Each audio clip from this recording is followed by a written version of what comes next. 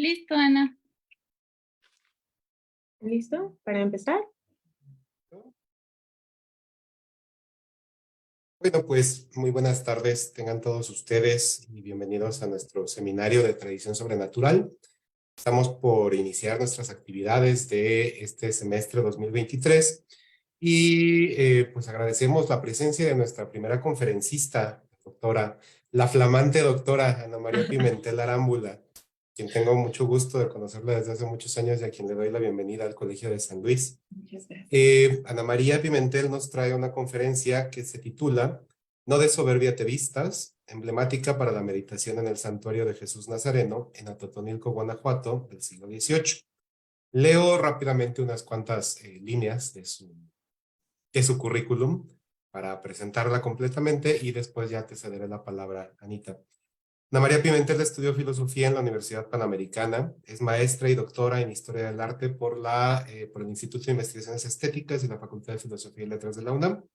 Además de ello, es soprano y bailarina. Tiene como sus líneas de investigación la persuasión a través del arte, filosofía del arte y emblemática. Y particularmente ahora recomendamos su artículo, una versión mucho más extendida de lo que vamos a platicar, o una versión más resumida tal vez, ¿no? Más resumida de lo que vamos a platicar el día de hoy, que se titula La emblemática del horror como arma retórico mnemotécnica en el portón de acceso del santuario de Atotonilco, Guanajuato, último tercio del siglo XVIII. Este artículo se encuentra en la revista Estudios del Pensamiento Novohispano en línea. Ana María, muchísimas gracias por habernos aceptado esta invitación y el espacio es todo tuyo. Te escuchamos. Muchísimas gracias. Vamos a compartir pantalla. Bien. Todo bien, ¿verdad? Ya se ve todo. Las preguntas de siempre. ¿Listo? Sí, se ve perfectamente. Perfecto. Bueno. Esta conferencia o plática entre amigos es, pues, trata de mi investigación desde la maestría hasta el doctorado, que es sobre el santuario de Jesús Nazareno en Atotonilco, Guanajuato, que está a 20 minutos de San Miguel de Allende. Yo lo conocí porque tuve la oportunidad de estar allí durante los trabajos de restauración, que fueron intermitentes a lo largo aproximadamente de una década. Y cuando vi que estaban restaurando el portón, pues me quedé pues muy impresionada por todas las imágenes que contenía, ¿no? Entonces, a partir de allí, pues me dediqué a estudiarlo y este es el producto. El Santuario de Jesús Nazareno, en Atotonilco, Guanajuato, fue fundado por el padre Luis Felipe Neri de Alfaro en 1740, un día de la Santa Cruz, y tiene dos etapas constructivas. La segunda etapa comenzó en 1760, ya que el lugar fue como muy taquillero. La primera construcción albergaba al menos, no, más bien como 50 personas máximo, y al ver que llegaban más peregrinos, pues se hizo una extensión de 1760 a 1780, 4 años después de que muriera el padre. El Alfaro decidió instituirlo en este punto, en este poblado, porque por allí cruzaban caminos de minería que venían pues de San Luis Potosí, por ejemplo, ¿no? De León. Y por lo tanto había mucho robo, mucha inseguridad. Y por otro lado había ahí en las cercanías, Atotonilco significa lugar de aguas calientes y tiene aguas termales, entonces la gente pues no dudaba en bañarse desnuda, lo cual invitaba naturalmente al pecado. Y una tercera razón por la que se instauró este lugar de perfeccionamiento del alma fue porque la Nueva España a partir del 17 empezó a sufrir un cambio pues más o menos vertiginoso socioeconómico, lo cual implicaba que la gente que no había tenido acceso antes a privilegios como ropaje, perfumes o andar en caballo o llevar armas, etcétera, estaba teniendo acceso a estos privilegios que anteriormente eran solo destinados a la gente que los merecía por linaje de sangre, ¿no? Entonces el padre Alfaro se dio cuenta de que la gente estaba fijándose más en las cosas mundanas que en las cosas del espíritu, y por esta razón y las otras dos, que son la de cruce de caminos con peligro y las aguas termales con pecado, pues le pareció que era un lugar perfecto para crear un locus de virtudes, ¿no? Este santuario estaba generado específicamente para llevar a cabo ejercicios espirituales. Tiene su casa de ejercicios a un costado. Esta parte roja, naranjosa, esta es la casa de ejercicios. Desde 1765 hasta nuestros días no se han interrumpido los ejercicios espirituales, salvo por la pandemia. Estos ejercicios fueron instituidos por San Ignacio de Loyola y usan imágenes como contenido de las meditaciones. Entonces el padre Alfaro decidió crear este santuario como un libro para los ojos del alma y del cuerpo, de modo que contuviera estas imágenes sobre las cuales se pudiese meditar durante estas 4 semanas en que duran los ejercicios, ¿no? Entonces, mi objeto de estudio específicamente es el ingreso, el cual está conformado por el portón de acceso, el capialzado y los derrames, el cancel en su cara poniente. Bueno, yo la nombré la cara poniente porque da hacia el poniente, hacia afuera del santuario, y la cara oriente del cancel, que es la parte interna del santuario, ¿no? Da hacia adentro. Estos elementos pues son hechos de madera, miden aproximadamente 5 metros por 3 de ancho.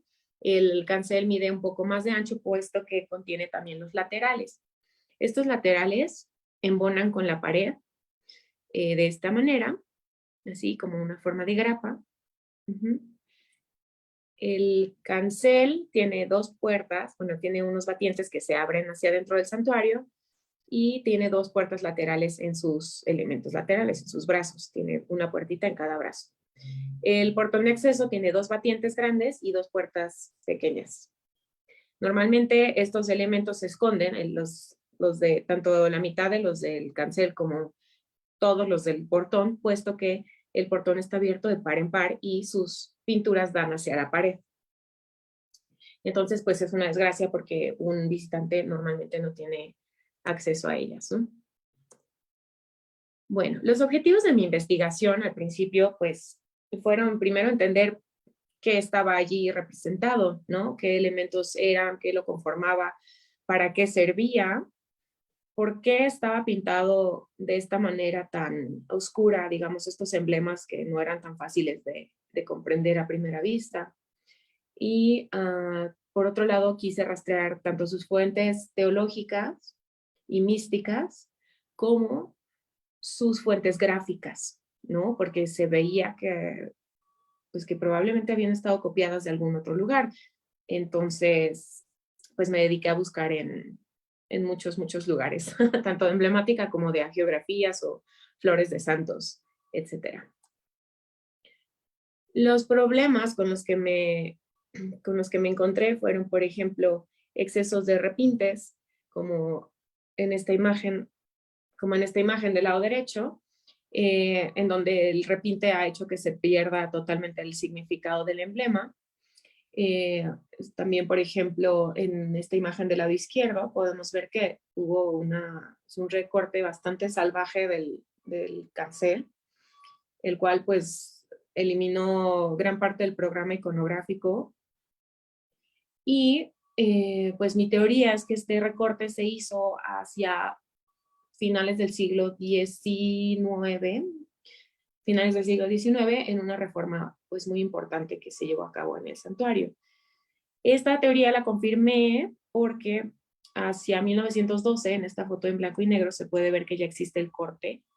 En esta foto que sin querer sacaron un pedazo del cancel, lo cual nos ayudó a ver que ya el recorte estaba hacia 1912, ¿no?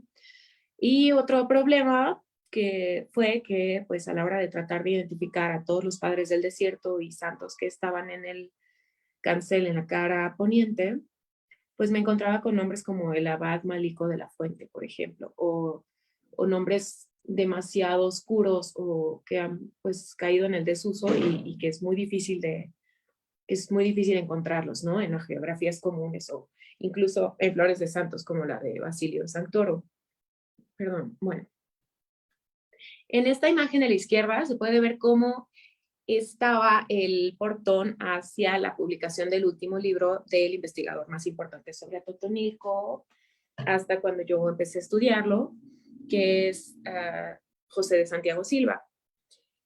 Yo llegué con él con una foto del portón una vez que fue la restauración, y pues le mostré que los elementos habían aparecido y comenzamos a trabajar en esto desde mi tesis de maestría.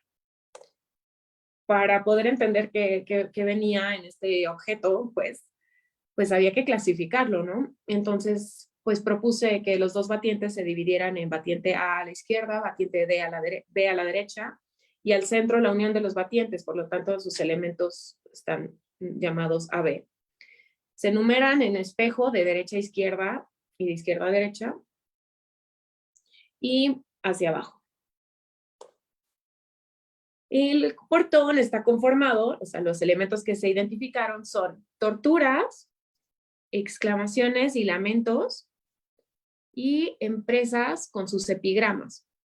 Estas empresas tienen la forma de emblema triple que instituyó Alciato desde el siglo XVI, y se conforma por una imagen o pictura o el alma de la empresa, un título o mote y un epigrama o rima que, digamos, que acota el significado de la imagen. Todo esto tiene además fuentes del teatro de la memoria, tiene influencia de la retórica clásica y busca convencer y fijar en la memoria el entendimiento y la voluntad de la gente, pues el mensaje que se quiere transmitir, pero sobre todo de un modo muy sucinto. Aquí está el capialzado.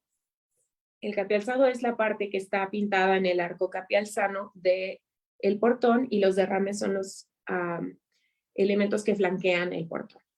Entonces, el capialzado muestra una escena de Ars Moriendi del lado izquierdo, junto al ángel que escribe el nombre de los bienaventurados. Un poema hecho por el padre Alfaro al centro. Todos los poemas que vamos a presentar aquí y los que están escritos en todos los muros del santuario están compuestos por el padre Alfaro. Y una escena del lado derecho de Cristo en Anastasis, junto con un diablo, un demonio que escribe los nombres de los condenados del lado derecho. El poema del padre Alfaro está acotando también la imagen del lado izquierdo del Ars Moriendi y dice así: pues tu salvación depende de este que digo momento, si la das buena, qué gloria, si la das mala, qué infierno. Teme, teme, pecador, el más horroroso mal, porque hay un juicio final, todo susto y todo horror. Entonces aquí pues alude tanto a la muerte del condenado como al juicio final que está del lado derecho, ¿no? En el lado derecho vemos que también están los condenados aquí y los bienaventurados acá. Es interesante que pues los bienaventurados pueden ver a Jesús a la cara. Otro punto interesante de Atotonilco es que pues los manuales de Ars Moriendi surgieron en el siglo XIV-XV, porque la gente en Europa tenía muchísimo contacto con la muerte, demasiado, en el sentido de que estaban muriendo por la peste, y además estuvo la Guerra de los 100 años. De este modo, pues la gente moría y tenían mucho miedo de morir sin confesión, morir sin los asuntos de la vida resueltos, como, no sé, la generación de un testamento, etcétera, ¿no? Entonces, un teólogo como Jan Gerson, del que vamos a hablar más adelante, creó un manual para los párrocos para acompañar a la gente en sus últimos momentos. Este manual, pues ayudaba a que la gente no se desesperara, a que la gente se confesara y fuera pues absuelta de sus pecados. Este tipo de manuales se sistematizó y se volvió más pedagógico y más didáctico, puesto que se creó en forma de una obra de teatro. En esta obra de teatro, los participantes eran los ángeles, los demonios y el moriens y el párroco. En este tipo de manuales era interesante que se hacía en forma de coloquios. Cada página tenía una especie de gráfica, ¿no? Un grabado que explicaba el tipo de coloquio que se estaba llevando a cabo. Por ejemplo, se tenía que los demonios tenían que convencer al moriens de que no quisiera soltar las cosas de su vida, ¿no? Todo lo que ganó en su vida, todas sus riquezas, que no las dejara ir. Entonces, los ángeles habrían de contestar pues este intento de convencimiento y refutarlo una y otra vez, ¿no? Así con la vanagloria, con la desesperación, con la, ¿cómo se llama? Avaricia, etcétera. ¿no? Estos manuales además tenían una gran influencia de la devoción moderna, que fue un movimiento que buscaba una aproximación más afectiva a Dios, más que la intelectual que se llevó a cabo con la escolástica, que buscaba también un alejamiento de las cosas del mundo, una vida virtuosa, un acercamiento a las virtudes y sobre todo la imitación de Cristo. Ok, la cara poniente del cancel de virtudes, como les comentaba, es aquella que da hacia el exterior del santuario y que da hacia el frente del portón. Es interesante ver que la cara, que el portón es todos los males, todos los pecados y todas las torturas que se sufren en el infierno, y que justamente voy a volver acá, y que justamente son, aquí en la disposición se ve que esta puerta es la que da hacia el mundo, es decir, estamos entrando hacia el infierno y las cosas de los males, los pecados, todo lo que no es deseable. Y este cancel da hacia el interior del santuario, que es la salvación, la luz, etcétera, ¿no? Jesús. Muy bien, bueno, pues acá. Esta es la cara oriente del cancel de virtudes. En la cara poniente vemos en la parte superior, bueno, acá adelante hay una que explica mejor. Esta es la cara que da hacia el centro, hacia dentro del santuario. Está un poco pixeleada, lo siento, pero bueno, en este espacio es demasiado pequeño. Esta es otra de los problemas que encontramos en la investigación. Sacar fotografía de esta área de acá arriba fue súper, súper difícil, pero gracias al apoyo incondicional, de verdad, del padre Manríquez, que se encarga del santuario ahora, fue posible llevar escalera, etcétera. Este es el esquema que yo propuse para identificar los elementos de los canceles. La disposición es exactamente la misma en ambas caras, solamente tiene contenidos diferentes, naturalmente. Bueno, la reforma luterana, este santuario es profundamente postridentino y responde casi directamente, parece caricatura, a los, digamos, embates de Lutero, ¿no? Es importante recordar que Lutero no quería, o sea, no odiaba a la iglesia, sino que solo quería reformarla, no quería ir en contra de ella para destruirla. Y decía que la fe era suficiente para la salvación del cristiano. Eso quiere decir que no era necesario ir más allá y dedicarse a hacer obras pías toda la vida, porque entonces eso era lo único que nos iba a salvar. No, él decía que ya todos los cristianos por destino estaban salvados o condenados, y que por supuesto que se buscaba que se hicieran obras buenas, pero que estas no iban a influir en el resultado final de la salvación o la condena. También decía, por lo tanto, que la gracia era suficiente, o sea, la gracia que ya tenían los fieles era suficiente para su salvación, que no era una cuestión de libertad o no libertad para las acciones buenas o malas. Decía que la escritura era suficiente, que Cristo era suficiente para la salvación, que era el único que era digno de imitación, que los santos eran solo humanos, que no tenían por qué ser ejemplo de virtud.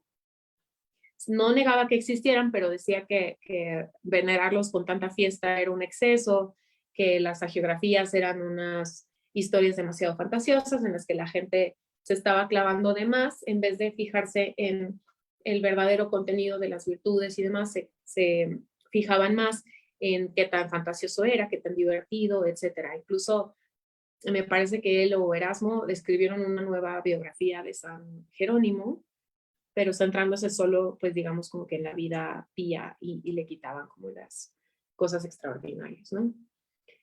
Entonces, claro, él decía, no se necesita pagar indulgencias a Roma porque está haciendo negocio con las almas de las personas. Esto es errado, y por lo tanto, como decía, que orarle a los muertos no tenía sentido, y que hacerles misas y pagar indulgencias era absurdo para salvación o no, pues entonces embatía directamente en contra de la existencia del infierno y del purgatorio. para él existía el infierno, pero, como decía, no puedes influir en quién sale, quién entra, etcétera. Eso es solo cuestión de Dios. Es por esto que entonces en el Concilio de Trento se creó una discusión sobre el problema de auxiliis, que es directamente relacionado con la gracia suficiente de Lutero, en que los jesuitas, especialmente del Concilio de Trento, decían, no, lo que pasa es que Dios le dio la libertad al hombre para ser capaz de errar o ganar y actuar en cada caso con la prudencia como rector principal. Entonces, lo bello del mundo es que puede tener errores gracias al humano y que este humano puede corregirlos con el trabajo de su voluntad y de su alma y del perfeccionamiento de esta. Por otro lado, también respondiendo a los embates contra los santos, decía que sí sirven las indulgencias, que los santos son intercesores, que son exempla de culto, exempla de virtudes, de vidas excelentes, que son ejemplo de gente que ha llegado a la unión con Dios, que son ejemplo de gente que ha perfeccionado su alma. Y por tanto, al decir que también las indulgencias sí sirven y las misas son necesarias, pues promueven la existencia del purgatorio, ¿no? Una cosa también importante es que para Lutero la sola escritura era suficiente, o sea, el fiel podía ir a leer la escritura y comprender el mensaje sin necesidad de una intervención externa como de la iglesia. Y el Concilio de Trento justamente dice que es necesaria la intercesión de la iglesia, e incluso los jesuitas agregan un cuarto voto a obediencia, pobreza y castidad, pues le agregan también la obediencia al Papa, especialmente por parte de San Ignacio. Ok, volviendo a los elementos, les voy a intercalar un poco desde el trasfondo filosófico para que no sufran y vean más imágenes también. Entonces, en la cara exterior del santuario, o la cara poniente del cancel, podemos ver los elementos que se identifican como empresas de, empresas de virtudes, personificaciones de virtudes, como aquí del fiel, y vemos también padres y abades del desierto y escenas del calendario litúrgico, ¿no? Como aquí que se ve la huida a Egipto.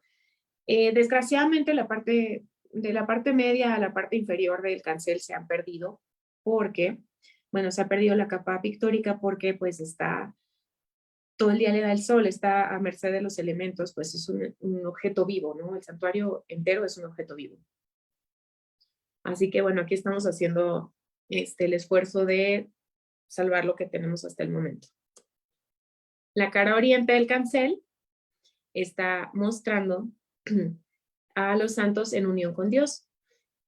También tiene mucho más colorido y guirnaldas porque muestra la belleza de la bienaventuranza y está haciendo sobre todo alusión a los sentidos, porque para el barroco la alusión directa a la vista, al sonido, al tacto, al gusto, era muy importante, pues se creía que así se podía conmover al alma más fácilmente. Perdón. Bueno, y la parte media y baja del cancel de esta cara podemos ver todos los emblemas que aparecen en la Escuela del Corazón de Benedicto van Heften, que era un monje benedictino del siglo XVII, que instituyó este texto para explicar de modo muy didáctico y muy visual el perfeccionamiento del alma con pasos, haciendo alusión al corazón como fuente de afecciones, de virtudes y de pecados. El fin último de este tipo de representaciones, especialmente en la cara oriente del cancel, es la cardiomorfosis, es decir, la transformación del corazón humano al corazón de Cristo, ¿no? Es hacerse uno con él, o sea, identificarse con su voluntad. Bueno, las influencias del santuario que pude identificar en este trabajo fueron la devoción moderna, que como les platicaba es cristocéntrica, buscar las virtudes, alejarse del mundo; la mística apofática medieval de Jean Gerson, que es básicamente la aproximación afectiva que les decía, con las 3 edades del alma, es decir, la vía purgativa, la vía iluminativa y la vía unitiva. La vía purgativa es aquella en la que uno ve hacia adentro de su alma, busca qué pecados es más propenso a cometer y los limpia, hace contrición, hace oración, hace penitencia y prepara su corazón para la siguiente vía o ascenso, que es la vía iluminativa. Esta vía es aquella en la que el fiel imita, se hace mimético con las vidas virtuosas de otras personas, ¿no? Ve qué virtud es más propenso a desarrollar y pone todo su esfuerzo, tanto espiritual como corporal, en lograrla, ¿no? Y una vez que ha llegado a este punto de imitación, también con Cristo como el perfecto en todas las virtudes, pues puede tratar de llegar a la tercera vía, que es la de los perfectos, a la que no todo el mundo llega, pero que es la más deseable, que es la que tiende a Dios, porque se supone en este tipo de mística que el alma tiende naturalmente a Dios y mientras más se aleja de él, más sufre. Entonces esta tercera vía es la vía iluminativa. Ya está llegando a la iluminación, a la unión con Dios y a la identificación con la voluntad de Dios, ¿no? Entonces otra de las influencias, como les decía, es el Concilio de Trento, los ejercicios espirituales de los místicos del 16 como San Ignacio, las empresas de Juan Francisco Villaba, que son estas de aquí, a partir de las cuales se pintaron muchas de las empresas del Portonil Cancel, el infierno abierto al cristiano de Paolo Segneri, que era un jesuita del siglo XVIII, y a partir de las cuales se copiaron las imágenes que están pintadas en los flancos, en los derrames. Y por último, la Escuela del Corazón de Benedicto Van Heften, que es a partir de la cual se pintaron los tableros de la cara interior del cancel. Bueno, Jean Gerson hacía grandes rasgos, buscaba transmitir claramente el mensaje dogmático. A él no le gustaban los sermones complicados para la gente común y corriente, porque decía que no era justo para ellos no entender este tipo de configuración del sermón. Por lo tanto, él decía, tienen que ser muy fáciles, muy digeribles en lengua vernácula y además transmitirse por medio de imágenes. Entonces, Jean Gerson, muy pues imbuido en pues, el medievo, en donde se transmitían las imágenes, se transmitía la información a través de imágenes para la gente que no leía, pues lo propuso para continuar con la difusión del dogma, ¿no? Él también se apegaba a la aproximación afectiva, o sea, del corazón a Dios, y proponía una mística en donde el cuerpo y el alma estuvieran unidos para trabajar en perfección, ¿no? Gracias a él se desarrolló mucho, se impulsó mucho el culto al Sagrado Corazón, que en el siglo XVIII tuvo un boom, y él tenía también un tratado sobre el pecado venial y el pecado mortal. Los 7 pecados capitales, por ejemplo, en el portón, están pintados en la parte superior y van bajando en gradación, digamos, de gravedad hacia los pecados veniales, ¿no? Que pueden ser desde un chisme hasta ser muy jugador de cartas, etcétera, ¿no? Ahora, Gerson dice que el pecado mortal es aquel que se comete con todo conocimiento de causa por voluntad propia y sabiendo que se va en contra de la voluntad divina. Y el pecado venial es aquel que se comete, pues, sin querer, digamos, ¿no? Pero hay autores como Juan Eusebio Nuremberg que dicen que son igual de importantes que los mortales porque son puentes hacia ellos, ¿no? Entonces, bueno, pues ya les expliqué por qué está relacionado con Ars Moriendi y Devoción Moderna de Jean Gerson. Muy importante en la Nueva España, lo citaron muchísimos filósofos novohispanos, y la doctora Virginia Aspea Armella tiene un artículo buenísimo que se llama La influencia de Jean Gerson en Francisco Suárez y en Miguel Hidalgo. Lo cita Miguel Hidalgo. Bueno, aquí un pedacito del análisis comparativo para que vean, por ejemplo, de qué se trata, ¿no? Acá está la Escuela del Corazón en Atotonilco, del lado izquierdo, y su correspondiente en la Escuela del Corazón de Benedicto Van Heften. Como pueden ver, se copió el grabado pues idéntico, ¿no? Hasta donde se pudo. Y el texto en español del lado izquierdo es de la versión castellana de la Escuela de Corazón. Es un poquito, creo que es de 1780. Entonces dice, tanto abate al alma, tanto abate la alma al suelo, la comida demasiada, que con carga tan pesada no puede mirar al cielo. Entonces dice que si uno se centra muchísimo en la gula, pues va a estar tan, pues sí, tan pleno, tan lleno, que se va a fijar más en cómo se siente que en estar viendo hacia las cosas que realmente importan, ¿no? Esto, pues, ya una vez que nos lo explican, ya una vez que el director espiritual te explica el emblema, tú puedes seguirlo meditando en tu celda, mientras estás trapeando, etcétera, ¿no? Eso es lo que buscaban, más o menos, que durante la vida diaria se estuviera constantemente recordando este tipo de educación que se tuvo a la hora de los ejercicios espirituales, ¿no?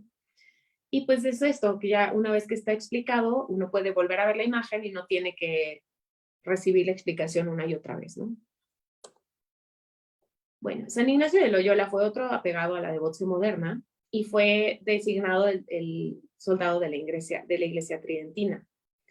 Él también se apegaba a la Judicatio Spiritum, que es de Jean Gerson, que es esto que les expliqué del autoexamen de conciencia, ¿no? O sea, es ser el juez de tu propio espíritu, ver a qué tiendes más a pecar, hacia qué tiendes más a irte por el mal camino y a rectificar, ¿no? Fue el que sistematizó los ejercicios espirituales. Hay una falta de ortografía, una disculpa, pérdida de gracia. Sistematizó el perfeccionamiento del alma con los ejercicios espirituales y todo esto pensando, o sea, con la idea de base de que el hombre había caído de la gracia con el pecado original y estaba obligado a recuperarla. Él creó la composición del lugar, que es una técnica de meditación en la que el que medita se pone en el lugar de aquello en que está meditando. Si, por ejemplo, está meditando sobre la crucifixión, sobre la pasión de Cristo, entonces ha de sentirse él mismo, el condenado, ha de sentirse él mismo el torturado, y como se pone en este lugar, tiene que comprender de un modo más completo lo que sucedió, de modo que se le mueve las emociones y por lo tanto se queda sellada su alma con esta nueva información, ¿no? Muy bien, entonces también se presentan las 3 vías de acceso a Dios en estos ejercicios espirituales, se ven reflejadas a lo largo de las meditaciones de estas 4 semanas. Y bueno, pues se utilizaron sus ejercicios para generar el programa iconográfico. A ver. Muy bien. Ahora sí, bueno, la Escuela del Corazón, un poquito más profundamente, como les decía, pues tomaba al corazón como principio de conocimiento, como origen del juicio, como origen de los pecados y las virtudes, ¿no? Y en este texto se ve en forma de lecciones, como si estuviéramos en una escuela, las 3 vías de acceso a Dios o de perfeccionamiento del alma, pero también una parte en que se medita sobre la pasión de Cristo. Muy bien, pues esto es lo que les decía. Aquí se ve otra imagen en que se ve la vanidad del corazón, que en la imagen vemos que el diablo está con un fuelle alimentando todas las cosas de este mundo, ¿no? Que son la música, la fiesta, el vino, la comida, los perfumes, ¿no? Y el amor, que está conformada, una disculpa, por 3 personajes principales, toda esta serie de emblemas de la Escuela de Corazón, que son el amor divino, como el personaje alado, el alma, como una doncella, y el corazón.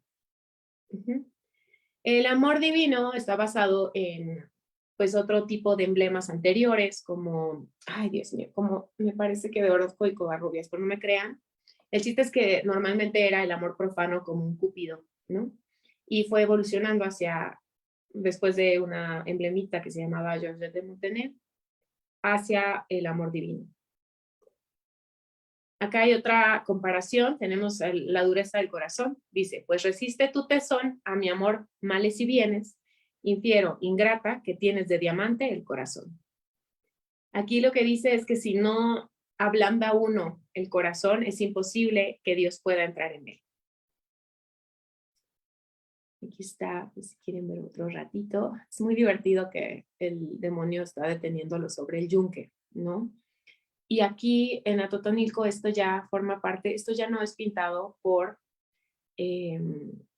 Miguel Antonio Martínez de Poca Sangre, que es el pintor de la mayoría de los elementos del santuario, o sea, murales y todo. Esto parece, según José de Santiago, haber sido ya retocado por José María Barajas, porque se puede ver incluso la calidad, pues muy deficiente, ¿no? Y cómo ha cambiado la iconografía. De hecho, fue difícil identificarlo porque podría haber sido incendio del corazón, porque está entre llamas, ¿no? Sin embargo, pues ya revisando los emblemas, pues vemos que sí está a punto de pegarle con un mazo, ¿no? Luego aquí vemos la división del corazón. Aquí dice, todo el corazón te di, ingrata, por obligarte, y tú con sola una parte quieres contentarme a mí. Aquí lo que dice es que uno no puede decir, bueno, yo le doy a Dios pues un día a la semana, no sé, por decir algo, o un ratito de mi día, y ya el resto lo dedico a pues irme de fiesta. No. Tiene uno que tener el corazón completo, devoto a Dios, para que Él pueda entrar en él como, muy al modo del Cantar de los Cantares, como un matrimonio místico. Bueno, pues en la Nueva España hay mucho de Alfaro, o sea, el libro de Juan Francisco Villava, perdón, el libro de Juan Francisco Villava, Las empresas morales y espirituales, fue muy utilizado en todo el virreinato, o sea, hasta abajo, hasta América del Sur, porque sirvió como fuente gráfica pues para desarrollar muchos programas iconográficos. Todo esto por su eficacia para grabarse en la memoria y por su pues facilidad de transmisión, ¿no? También el hecho de que fueran libros impresos pues era excelente para la difusión, ¿no? En América y en el resto de Europa.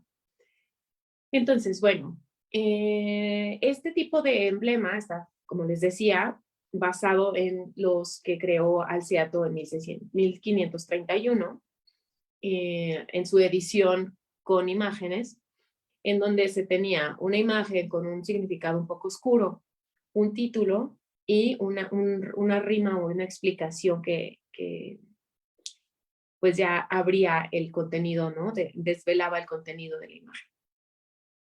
Estaba muy bien visto que fuera oscuro para que el que lo admirara tuviera que hacer un trabajo intelectual, pues digamos, arduo para así perfeccionarse, ¿no? Porque se creía que el intelecto era pues la parte más importante del humano, ¿no?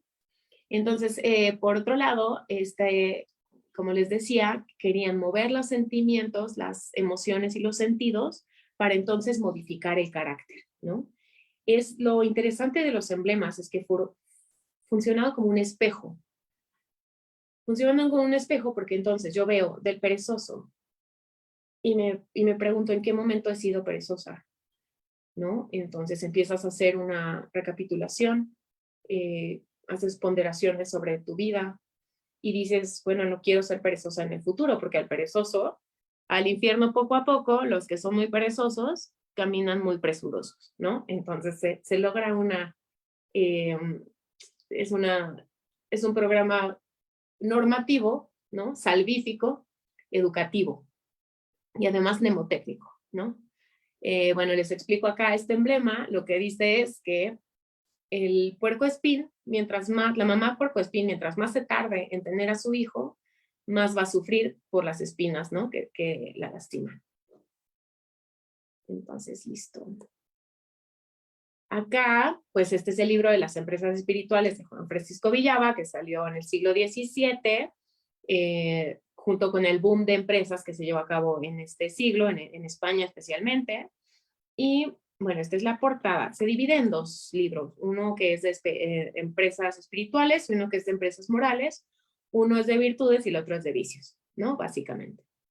Este es interesante porque vemos pues de la fe que está basado claramente en la rinoceronta de Durero, ¿no? Y pues el significado es que el fiel que tiene, o sea, pues sí, el creyente que tiene fe en Dios puede contra todo porque es el animal más fuerte, ¿no? Lo interesante también aquí es que en Atotonilco le agregaron una cruz a la rinoceronta.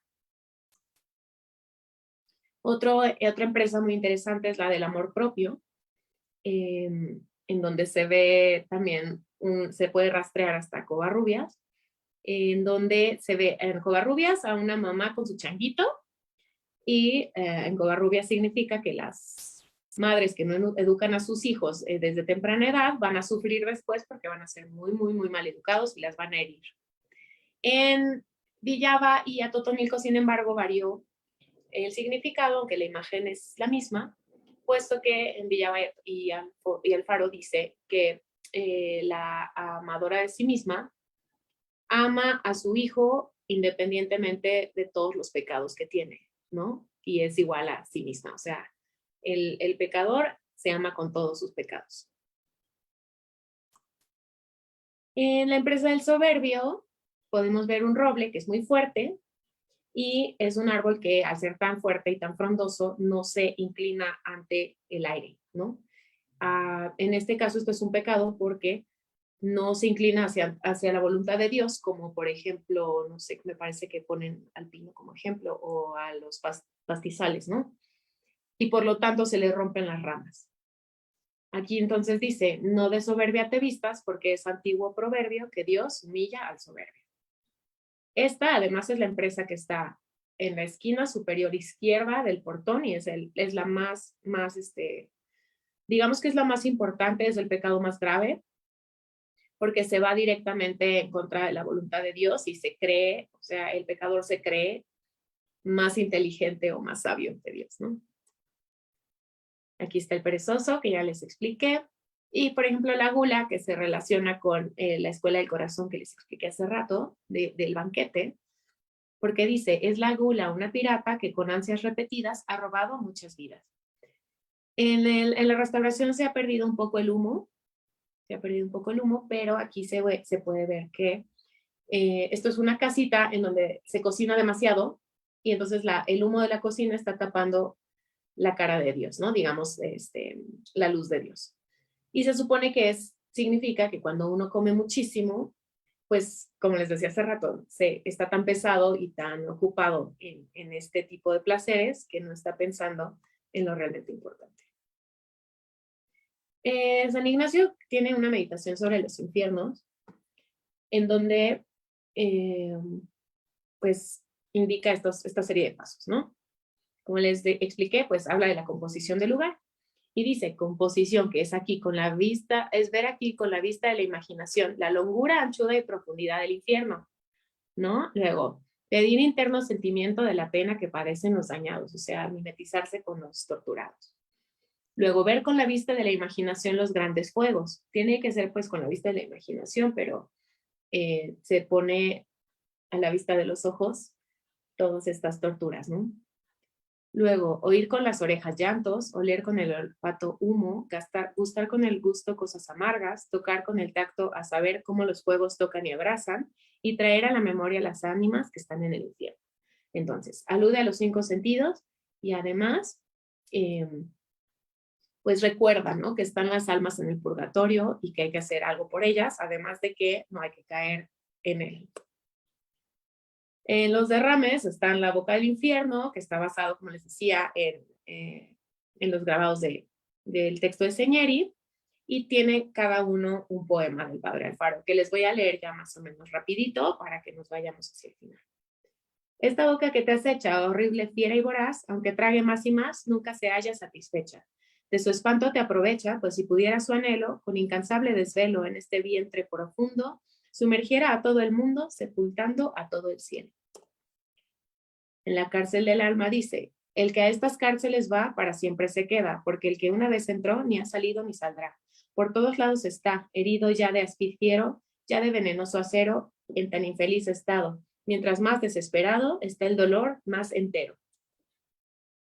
Hay unas meditaciones que me parece que esta es de Piamonte, así de Pedro Piamonte, que agregaban a los ejercicios espirituales para que fueran todavía más efectivos. Entonces, por ejemplo, aquí para pensar sobre el infierno, dice, es una cárcel de tinieblas donde se vive en rigorosa prisión y cadenas, sin un momento de libertad. Es una casa toda de fuego donde siempre se arde, pero nunca se muere. Un lugar de todos los tormentos donde se padecen todas las penas, pero sin tener jamás alivio. Y, por ejemplo, para todavía más efectividad y conmoción del alma, dice, aplicar una mano al fuego o poner un dedo sobre la llama de una vela, deteniendo, si pudiereis, por espacio de una Ave María y sacando de aquí cuál será el fuego del infierno, en cuya comparación este de acá es como pintado. En la eternidad de las penas dice, no es de los males la alianza, el más triste desconsuelo, porque puede haber consuelo cuando haya alguna esperanza. Esta el infeliz no alcanza en su padecer interno, antes el furor interno de la desesperación, que abriga en el corazón, le fragua mayor infierno. Ahí se estaba mejor. Bueno, ahí está 3 veces. Ok. Bueno, acá está el fuego, aquí se perdió el poema, pero podemos ver que está pues basado, ¿no? Tiene algunos cambios por parte de José María, pero es básicamente basado en esto. El libro de Señeri tiene además explicaciones, ¿no? En cada una de los grabados sobre qué es el infierno, la compañía de los condenados, el gusano de la conciencia, el mal de daño, etcétera. El mal de daño para Señeri es el más importante porque es el hecho de no poder ver a Dios a la cara. Esto es gravísimo porque, según la filosofía neoplatónica, el alma tiende naturalmente a Dios, es su centro, y mientras más se aleja, más sufre. Entonces está alejada de Dios por eternidad, pues sufriendo eternamente, y se da cuenta y nunca tiene consuelo, ¿no? Entonces pues es muy interesante. Bueno, esta es un ejemplo de la cara poniente del cancel, en donde vemos cómo ponen el don de sabiduría, o sea, con la escena del Salomón y las madres, en la que 2 madres están peleando por un mismo niño, y Salomón dice, bueno, dividan al niño, ¿no? Y una de ellas dice, no, no, no lo maten, que se lo quede la otra. Y entonces Salomón dice, ella que dijo que no quiere que lo maten es la madre, y entonces ya, se salva el bebé. Bueno, del lado derecho, las escenas del calendario litúrgico que están pintadas en esta cara del cancel están basadas en la evangélica historia de las imágenes de otro jesuita que se llama Jerónimo de Nadal, y que usa también la composición del lugar para las meditaciones. Ahora, lo interesante aquí es que la escena de la evangélica historia de las imágenes es cuando San Juan Bautista regaña a Herodes por casarse con la esposa de su hermano muerto. Se puede identificar porque las escaleras pues son inconfundibles, igual el trono en el que está sentado y la disposición pues del salón, ¿no? Entonces aquí es pues un caso interesante de, no sé, iconotropismo, por ejemplo, en que se usa una fuente gráfica para reconfigurar el significado.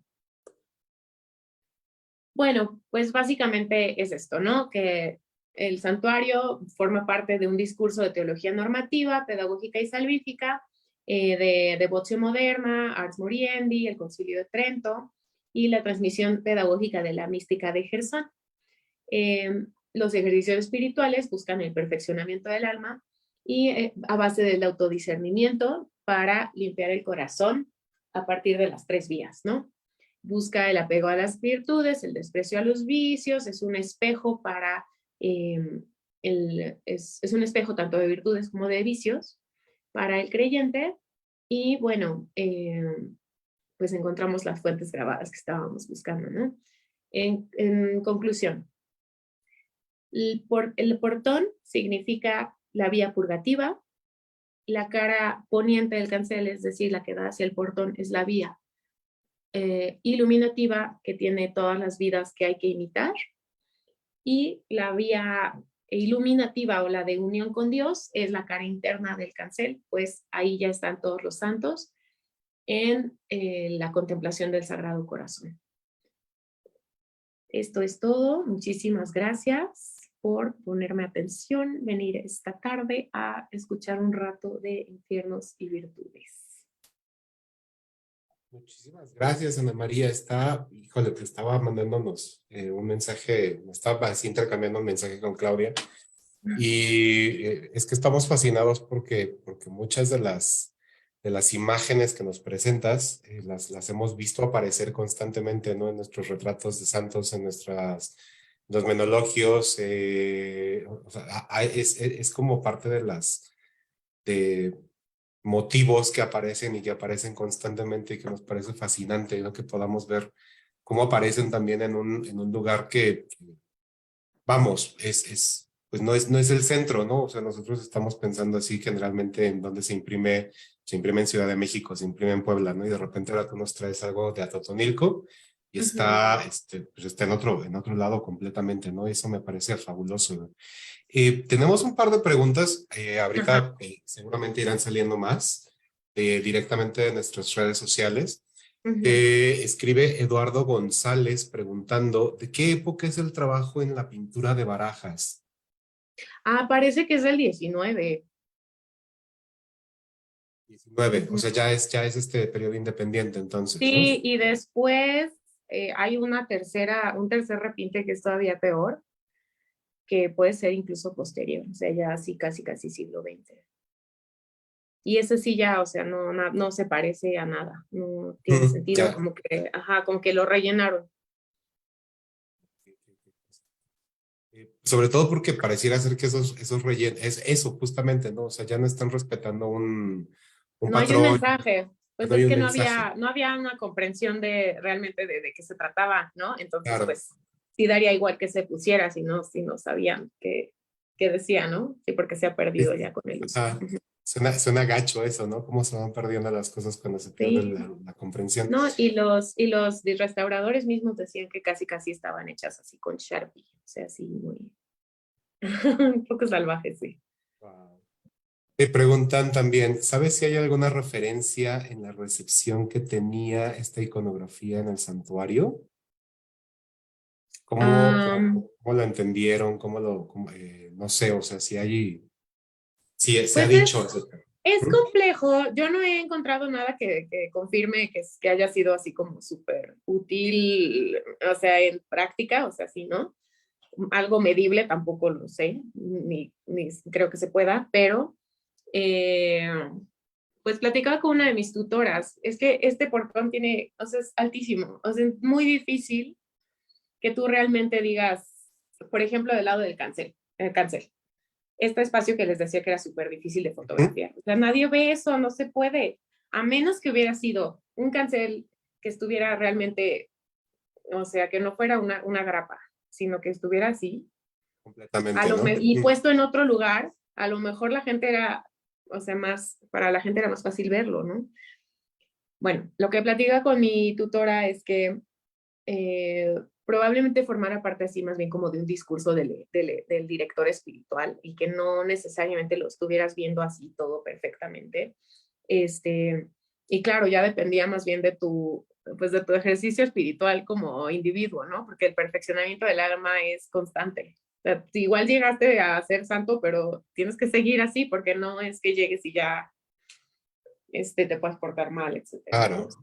No hay mucho escrito sobre Atotonilco, en realidad, menos sobre el portón. Sí, me puedo parar así el cuello, pero me encantaría. O sea, si yo encontrara algo así, hay, ahorita estoy revisando unos textos que me pasó otro investigador, que se llama Mauricio Oviedo, que también está trabajando el cancel, ¿Mm? en que son manuscritos sobre cómo Alfaro describe los ejercicios, ¿no? Entonces, probablemente, si logramos hacer una edición de eso, una transcripción, ahí pueda a lo mejor haber una opinión del padre Alfaro, ¿no? Del mismo padre, aunque bueno, pues va a estar polarizada, ¿no? Órale, eso está bien, Entonces, pues está eso padre. es lo que puedo decir, sí. Claro. Es que a mí me parece muy, muy, muy interesante esto que propones, porque además, o sea, conforme nos ibas explicando, digo, soy lector del siglo XXI, pues no estamos aquí, pero conforme nos vas explicando, a mí me parece, voy a ponerlo en estos términos, extraordinariamente complicado tener la imagen, tener el mote y tener el texto, ¿no? O sea, y esta explicación que te da el director espiritual, eventualmente me hace pensar, me haría pensar que tienes, que tu director espiritual está contigo, Ana María, ahí parado enfrente del portón y te tiene que ir explicando de uno en uno y no es algo, no, o sea, no es un trabajo de 5 minutos. Exacto, ajá. Y ese tipo de cosas, cuando piensas en términos de, lo decías al principio, si mal no recuerdo, ¿no? O sea, había espacio para 50 y luego hay espacio para más personas, ¿no? Pero no sé qué tan grandes, o sea, ahí sí la foto un poco, nos ayuda a entender el tamaño del portón, ¿no? Ujú. Pero ¿cómo le puedes decir a 100 personas? Fíjense en el emblema, bueno, tú lo pones ahí un Claro. número, ¿no? O sea, fíjense en el emblema número 22. Híjole, ¿cómo le hacemos, no? Entonces, este proceso, este procedimiento de entender y de acompañamiento individual debe de ser mucho más complejo en muchos Sí, aspectos. no, y había tandas, por ejemplo, y ahorita hay, y la meditación sobre las postrimerías, que son muerte, juicio, infierno y gloria, duraba pues lo que tenía que durar. O sea, San Ignacio dice que una semana o dos, pero dura lo que tú te tardes en entenderlo, ¿no? Claro, si tú vas ahora y vas y no sé, pagas eh, ¿cómo se dice? Simbólico, tu pago simbólico para irte a los ejercicios, pues claro que va a durar cierto tiempo, porque ahorita llegan tandas de 3,000 personas, así, 3,000. Claro. Entonces, supongo que, digo, además esto ya no se usa, también cabe aclarar, esto no se está usando en los ejercicios actuales, ¿no? Pero sí se hacía por tandas, duraba semanas, duraba lo que tuviera que durar para que, pues digas, pues ya pasé mi etapa purgativa, ¿no? Y Eduardo González nos pregunta si ya está liberada tu tesis y dónde se puede consultar. Ya se puede ver en Tesiunam, desgraciadamente es la de PDF, pero sí se puede ver. Tengo ya la de diseño, pero bueno, voy a tratar de meterla a la biblioteca, pero ya está en línea la versión preliminar, digamos, sí. Perfectísimo. En UNAM la encuentran Gracias. entonces, ¿no? Sí, se llama, se llama Todo Horror o Toda Gloria, la emblemática jesuita, eh, en el ingreso al santuario de Jesús Nazareno. Todo horror Ok. o toda gloria, la emblemática jesuita. No, la mística detrás de la emblemática jesuita, perdón. La mística detrás de la emblemática jesuita en el Santuario Católico. Perfecto, muchas gracias. En ese sentido, en el todo horror y toda gloria, ¿nos puedes comentar un poco más acerca de las referencias que hay sobre las ánimas del purgatorio? ¿Qué Pues encontraste? ¿Qué otras cosas hay? lo más complicado para mí, que me gustaría seguir investigando, es que no encontré las fuentes gráficas para cada tortura. No encontré las fuentes gráficas para las torturas. Si me dan un momento, busco otra presentación y les enseño Sí, algunas fotos de adelante. torturas, Con todo gusto lo vemos. porque sí, o sea, hay torturados que tienen la cabeza dentro de la boca de un demonio, por ejemplo, ¿no? Luego tienen torturados como el de los clavitos, uno que está muy cerca de la empresa del soberbio, y ese tiene, por ejemplo, dos serpientes que le entran en las orejas. Entonces, yo supongo que tienen que ver en algunos casos directamente con el pecado, o sea, pero, pero en otros Sí, no es fácil tener la relación, ¿no? claro. Sí, No, hay unos en que sí, por ejemplo, hay un lamento que dice, ay de mí por jugador, y en ese lamento está muy cerca la tortura con unas cartas así, ¿no? cajas. Unas cartas así de, de, Ah, de baraja, con una baraja. órale. Ese es un dato. Entonces, sí, pues es una de las cosas que me dejaron pues un poco intranquila, pero fue pues muchísimo trabajo para 4 años.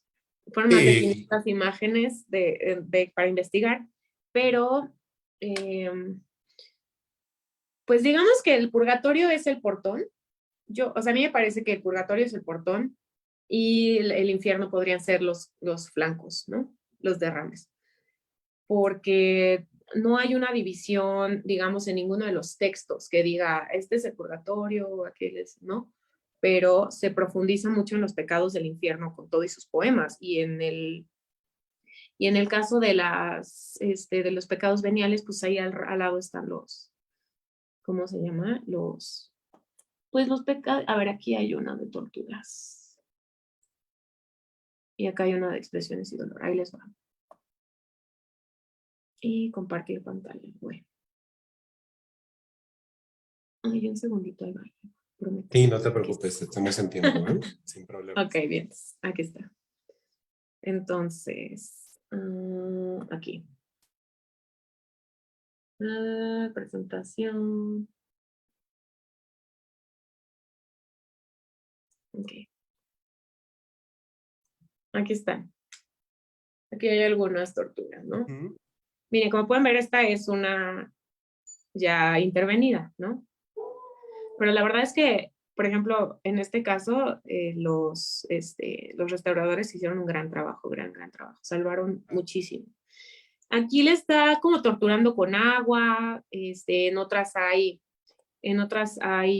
por ejemplo, están atados, en otras están dando alaridos. Señor, y dice que la compañía de los condenados es terrible porque además de que apesta así a 1000 cadáveres y heces fecales por todos lados y todo el tiempo, hay gritos de desesperación que no se callan jamás y además de los gritos de desesperación están gritando groserías, majaderías, todo lo más insoportable que uno se puede imaginar. Pero además, así de eterno como se siente poner una mano en la llama, es indescriptible el nivel de eternidad, ¿no? Es como, por ahí leí también que decían que era como el número de granos de arena, ¿no? De la playa, así, la extensión de la eternidad. O sea, es muy metafórico, naturalmente, ¿no? Porque no hay manera de poner una analogía real, ¿no? Con este tipo de cosas supernaturales. Claro. Entonces, aquí está. Y bueno, estas son las expresiones de dolor que son increíbles. Hay una que dice, ¿por qué no morí en el vientre de mi madre, por ejemplo? ¿No? Entonces, pues así. Claro, está súper eso. Fíjate, ahorita que decías, una de las imágenes que mencionaste que era una serpiente alrededor de la cabeza, ¿no? ¿Lo dijiste? Me acordé en la vida de Sor Isabel de la Encarnación. Es una de estas venerables. Ella es venerable en Puebla en el siglo XVI, si mal no recuerdo, ¿no? Y la vida la escribe Salmerón, si mal no. O sea, te estoy inventando a lo mejor, ¿no? Pero bueno. Hay una edición de Robin Ann Rice que consigues en Bonilla Artigas, pues si la quieres leer. Uno de los castigos y de las torturas en la que siempre está pues presente en su sufrir cotidiano es que justamente un demonio se le aparece en forma de serpiente y le aprieta la cabeza. ¡Wow! Constantemente. Y eso lo dice en su confesión, ¿no? O sea, son sus diarios que lleva al maestro confesional y pues de ahí es de donde saca este hombre toda su biografía, ¿no? Pues pareciera ser como una constante, como un motivo Sí, claro. de aparición demoníaca, ¿no? Que igual está padrísimo saber que 100 años antes o 200 años antes alguien ya lo está diciendo, Estaría ¿no? buenísimo rascarle por ahí, fíjate. Qué buena idea. Eso siempre, sí, justamente es una de las cosas que nos encanta hacer a Claudia y a mí y a los locos que andamos aquí en Tradición Sobrenatural, ¿no? Ver cómo van apareciendo esos motivos, ¿no? Y que de repente aparecen en un convento en Atotonilco, en otro lado, en un portal, está padrísimo, ¿no? Porque entonces nos habla de que efectivamente, aunque no estuvieran referencias escritas, o sea, lo hiciste muy bien. Me parece precioso, ¿no? Cuando nos vas mostrando estos emblemas de Señeri y están las mismas figuritas, ¿no? Pero que también hay cosas que pertenecen a la oralidad, que pertenecen a la tradición y que se están retomando constantemente. Bueno, tienes un admirador gigantesco, ¿eh? Eduardo González dice, si hay manera de conseguir una versión impresa contigo de tu tesis. Ay, pues sí, o sea, te la vendo si quieres, o sea, te la regalaría, pero es que salió carísima. Si me da un segundo, les enseño que está muy bonita. Ok. Sí, pero si no puedo pasar el correo, la tesis por correo. La versión, ya sé. Mira, Fer, ¿por qué no les dices que me pasen tu correo y les puedo mandar la versión bonita en vez de que se metan a Tesiuna? Les puedo mandar Ay, ya súper. Va, perfectísimo. ¿vale? Sí, sí, sí, te lo agradeceremos infinitamente. Y si sí la quieres comprar, te la vendo. Digo, te la regalaría, pero te digo que soy investigadora pobre. Ay, sí. Sí, pues ni modo, así somos los independientes Así de repente. estamos, locos, sí. Está padre.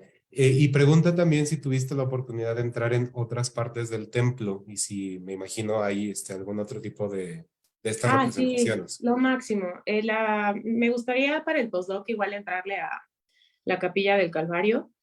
Tiene, digamos que la Capilla del Calvario tiene como antesala la Capilla del Sagrado Sepulcro, Santo Sepulcro, y tiene, esta capilla es increíble porque como techo tiene, pues es como piramidal el techo, ¿no? Ujú. Y eso significa que estás entrando al sarcófago del sepulcro. Es un sarcófago, literalmente. Estás como entrando a la base del sarcófago, ¿no? Y en este sarcófago pues están una especie de abanicos así de conchas con las 7 virtudes, los ángeles, así, 7, 7, 7, 7. Muchas, todo lleno de simbología. Y pues me gustaría ver eso. También hay otra parte que se llama La Gloria Escondida, donde este manuscrito que me pasó Mauricio Viedo dice que había una ruleta, era un lugar para hacer penitencia. Entonces había una ruleta en donde había un Jesús de madera que tenía pues el dedito así. Ujú. Y entonces el penitente le daba la vuelta a la ruleta y entonces caía en el tipo de penitencia que iba a hacer el penitente. Esto está maravilloso. Es como les decía Wow, en mi sí. examen, que es como la ruleta más triste del mundo, ¿no? Porque saber cómo vas a hacer penitencia. Bastante, Entonces, exacto. la gloria escondida sería muy bonito para seguir trabajando este tema. Cosa Uh-huh. tan impresionante. Suena maravilloso. Ojalá y se pueda hacer. Pregunta Juan Verdeja. Bueno, dice, hola, gracias por la excelente presentación. Me llama mucho la atención la relación entre discurso visual y dirección espiritual y las lecturas anagógicas, como ocurre con los famosos caminos de la experiencia mística. Uh-huh. ¿Podrías abundar un poco más en el papel de la imagen en esos procesos? ¿Sabes? Sí, bueno, Escuchamos. pues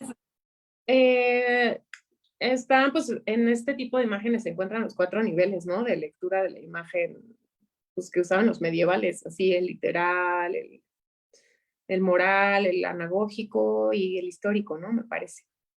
Entonces, pues bueno, primero se basaron estos emblemas en todo este tipo de contenido profano, ¿no? Y después de que entró, como les decía, este emblemista Georges de Montenay, se incluyó ya pues, el mensaje religioso.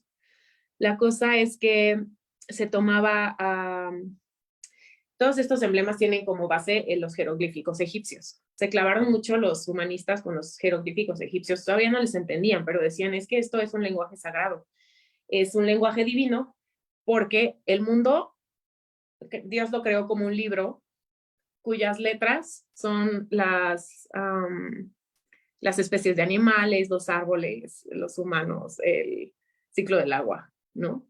Y nosotros tenemos la tarea de comprenderlo. Sin embargo, no nos da la capacidad porque solo Dios lo va a entender, ¿no? Entonces, pues digamos que el mensaje anagógico está basado en esta concepción de que los emblemas están usando un lenguaje divino porque están usando el lenguaje natural. Lo que tiene más bonito este santuario es que son empresas, o sea, yo aquí no hice la diferencia, pero la diferencia que marca Juan Francisco Villava es que las empresas tienen un origen real, un origen natural. Ujú. ¿Por qué digo esto? Porque Alciato, Ripa, los emblemistas italianos tenían la libertad de crear, eh, digamos, personificaciones fantasiosas. Es, por ejemplo, la gula. La gula era una mujer con panzota, así una panzona, con el cuello de grulla y la cabeza humana al final del cuello de grulla. Y eso pues no existe, ¿no? Solo existe en tanto representa la gula. Y en las empresas, todas las empresas están basadas en elementos de la naturaleza. O sea, la grulla real, el pelícano, las tortugas, un rinoceronte, ¿no? Entonces, en este sentido, lo visual está pues relacionado con lo divino, ¿no? Y con lo teleológico, por lo tanto, o sea, porque están pues hablando pues, de las Sagradas Escrituras y del mensaje que tiene que transmitir y cumplirse, ¿no? Entonces, pues esto es lo que te podría decir, espero que te haya servido. Ay, súper, muchísimas gracias. Esto último que decías justamente, ¿no? De cómo estas imágenes no existen más que en el emblema, ¿eh? Me trae de regreso, ¿no? A pensar en estos emblemas, en esas imágenes que nos enseñaste del infierno abierto, ¿no? De Paolo Segneri y que están recuperadas, ¿no? Había una, si mal no recuerdo, en donde está el demonio insuflando, ¿no? Con un Ah, fuellecito. sí, esta es de las empresas, Esa- digo, de las de, ahorita ahí te va, ¿Mm? de las de, ¿cómo se llama? De la Escuela del Corazón. Exactamente, ¿no? Escola Cordis. Ay, gracias, Ujú. Escola Cordis. ¿Por qué crees? O sea, esta sí es pregunta mía, ¿eh? Porque en Sí. lo que más se suelta, ¿ve? ¿Por qué, en dónde se nos perdió? ¿Cómo crees que pasó? Es esa, justamente, ¿no? Pareciera ser que, no sé, a lo mejor es un poco por la otra imagen, Ujú. como que no, como que está movido el fuelle Ah, o como que están ajá, intentando ajá. sacar otra cosa, ¿no? Ujú.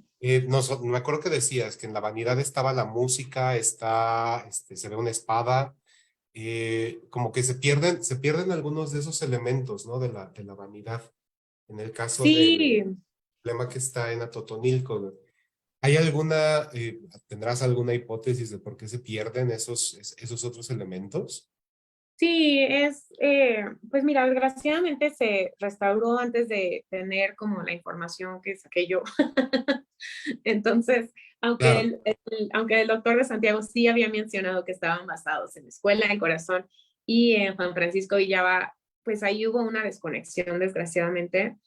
Y pues sucede que cuando tienes el objeto allí con la pérdida y todo el desgaste, la suciedad, pues tú como restaurador, digo, yo lo he restaurado, ¿no? Pero claro, tienes este problema, ver una vez que has hecho la limpieza, qué queda, ¿no? ¿Qué puedes rastrear con tu mirada y qué puedes recuperar sin intervenir la obra original?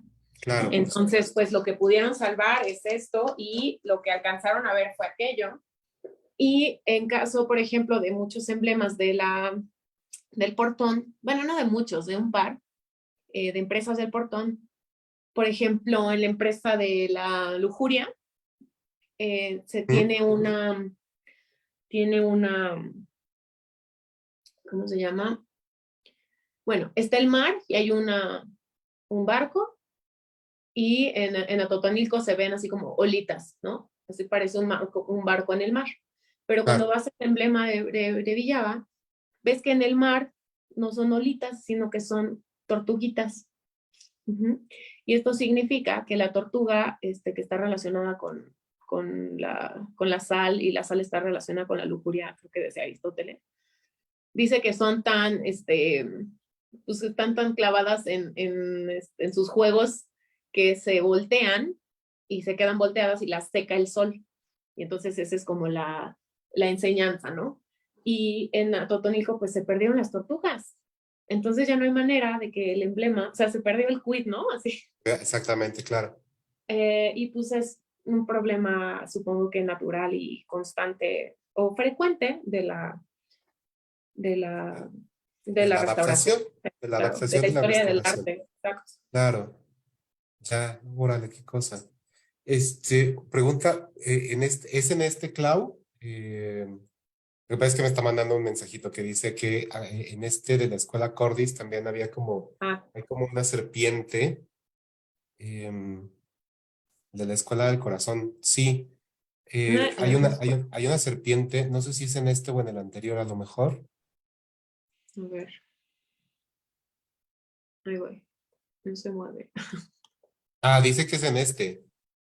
Ah, el demonio que está ahí abajo. Ese es exactamente, ¿no? O sea, pero es un demonio. Es que sí, en Atotonilco, la mayoría de los demonios que pinta Martínez de Poca Sangre, o sea, súper cero profesional, pero parecen como Pokémones. O sea, están muy bonitos, son muy creativos, ¿no? Claro, Y normalmente están pintados de negro. ya. ¿Son representaciones de pecado ¿De como qué, tal o perdón? son de pecado? O sea, son demonios, pues, ¿no? Pues son Los, demonios, yo creo que eventualmente sí, o sea, pues hay niveles de significado, no son excluyentes, ¿no? mm, ok, ya. Y pues eso, la verdad es que está fabuloso, ¿eh? Me encanta ver cómo Ah, lo, claro.